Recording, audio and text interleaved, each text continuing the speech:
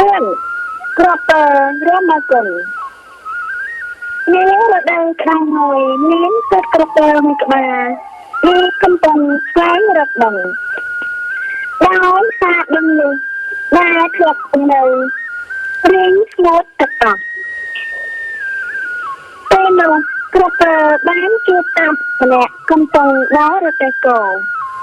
ក្របពើក៏សូមឲ្យតាជូនទៅរកឯណាដែលមានទឹកតាអាណិតក៏យល់ព្រម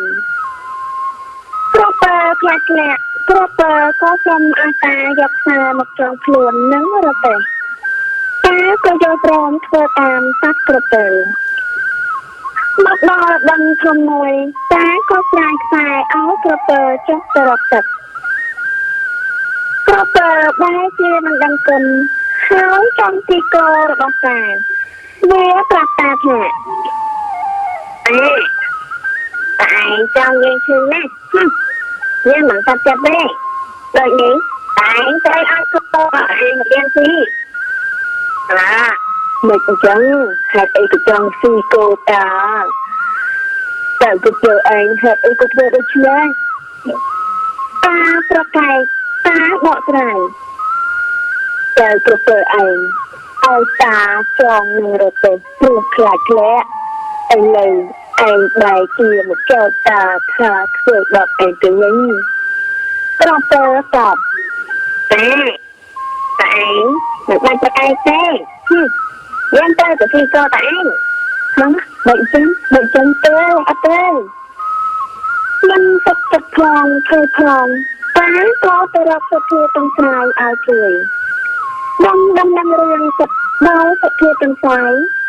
សុភាទាំងស្រាយក៏យល់ព្រមជួយលោកតាតែជួបក្របពើ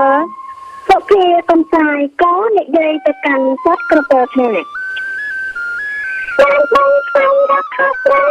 ក៏បានក្របពើឲ្យតាចាំម្ដងទៀតទៅណា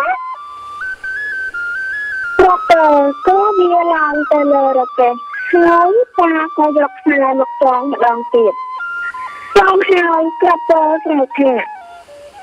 ឲ្យតាំងជាងនេះទៅតារត់តែខ្លាំងតាក៏រត់បន្ថែមក្របពើបង្គាប់ឲ្យតារត់ខ្លួនរហូតរើខ្លួនមិនរួចឃើញសត្វក្របពើរើខ្លួនលែងរួចគ្នាទាំងស្រីក៏បង្គាប់តាថាចាប់ប្រមាថកុំដល់ជួបសត្វក្របពើឯងនេះលោកតាក៏អត់ខ្លាចជាមួយនឹងវាឯងទុកវាចាមកកណ្ដាលភ្នែកនេះឆ្ងាយតាធ្វើតាមសំដីសុភាទាំងស្រីហើយត្រឡប់ទៅផ្ទះដោយសុខសាន្តសុភាទាំងស្រីពោលប្រាប់ក្របពើថាណែសត្វក្របពើចឹងហើយសត្វក្របពើឯងត្រូវចាំណាមកធ្វើល្អក៏បានល្អមកធ្វើអាក្រក់ក៏បានអាក្រក់មកទៅធ្វើទៅផ្លូវក៏ឡើងធ្វើគុណទៅលើគេវិញឡើងត្រូវតែសងគុណគេវិញមិនមែនធ្វើដូចសត្វក្របពើឯងនឹងទេគឺហើយសំសាយក៏រត់ទៅលំនៅឋានវិញសូមអរគុណ